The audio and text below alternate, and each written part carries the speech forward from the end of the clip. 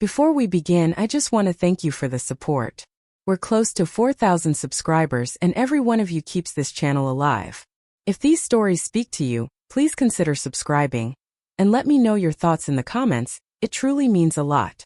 She was screaming at me, calling me the one who destroyed our marriage, her voice shaking the walls while everyone stood there unsure of what to believe. I didn't raise my voice. I didn't move. I just watched her performance, the same way you watch a storm you've already prepared for. None of them knew I'd spent weeks collecting the truth she tried to bury.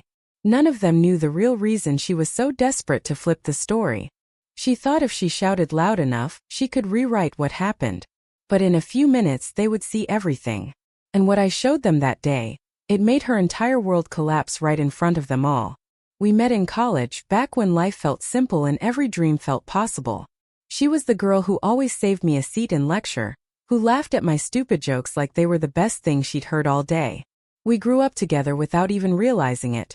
Late-night study sessions turning into early mornings, cheap takeout dinners eaten on the floor of our first apartment, her head on my shoulder as she told me she couldn't wait to marry me. Back then I believed every word. I worked long hours so she could finish her degree without stress, telling myself it was worth it because we were building something real. She used to meet me at the door with a hug, whispering how proud she was of me.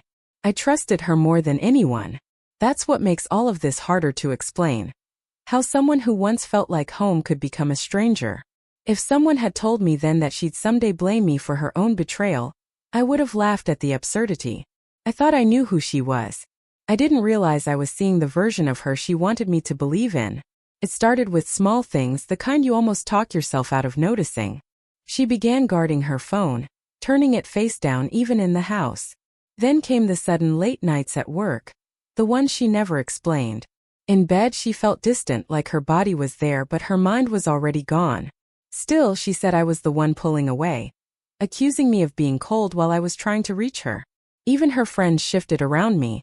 Quick glances, forced smiles, the uneasy energy of people carrying a story I hadn't heard. I tried to ignore it, not wanting to look insecure or controlling, but the distance between us widened every week until it felt impossible to cross. There were nights when I lay awake beside her, wondering when we had stopped feeling like partners and started feeling like strangers, but I kept telling myself the phase would pass if I stayed. Back then I didn't realize she wasn't just hiding an affair. She was preparing to blame me for it.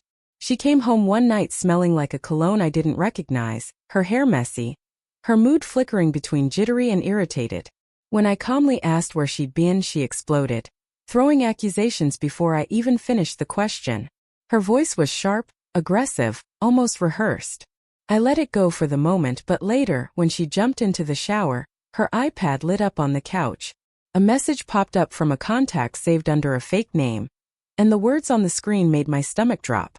Flirtation, inside jokes, plans they thought I'd never discover. When I confronted her with nothing but the truth on that screen, she didn't apologize. She didn't even look ashamed.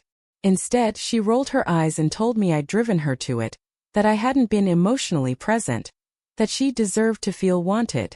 Then she smirked and said, "Maybe if you were a better husband, I wouldn't have needed him."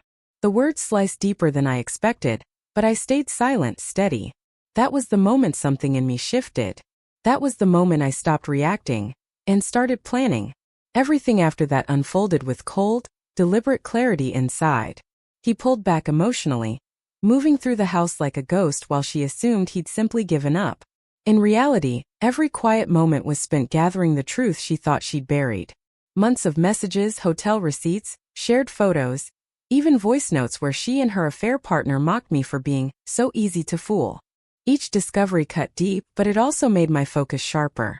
Then I realized she'd already begun poisoning the well, telling our families and friends that I was the one pulling away, that I'd grown cold, even unfaithful. She wasn't cheating, she was framing a story. When I tracked down the guy's social media and saw he was engaged, it all clicked. His fiancée had no idea what kind of man she was promising her life to. I gathered everything into a neatly organized folder, every timestamp lined up. If she wanted to blame me for her affair, fine. But she forgot one thing: truth leaves a paper trail. She demanded a family meeting to discuss her feelings, expecting sympathy. She had no idea it would become something different. She thought she was walking into an intervention. She didn't know she'd be the subject of it. She started the family gathering with a dramatic speech about how I'd grown emotionally unavailable, how she'd made a mistake because she felt lonely, and how she just wanted everyone to understand her pain. She cried on cue, her voice trembling, and I watched some of my relatives lean toward her, ready to cradle the version of events she'd crafted. I waited until every word left her mouth. Then, without raising my voice, I placed the folder on the table and opened it. Photos, screenshots, locations, timestamps, voicemails. The shift in the room was immediate. Gasps, silence. Her mother covered her face and cried. Her sister stared at her like she didn't recognize her. I calmly sent the same evidence to the fiancé of the man she'd been seeing. My wife fell apart instantly, dropping to her knees, begging, blaming me, trying to twist every angle like she still had control. I didn't raise my voice. I didn't touch her. I simply watched the story she built collapse around her. She finally understood the truth. She no longer controlled anything. I moved out within a week, filed for divorce, and focused on rebuilding the parts of myself I'd ignored for too long. The gym became my reset button, and reconnecting with old friends reminded me of who I was before all the chaos. Nights became quiet again, and for the first time in years, I actually slept peacefully. Every so often she sends long messages apologizing or asking for another chance, but I don't answer. I learned the hard way that the truth doesn't need defending. It just needs patience.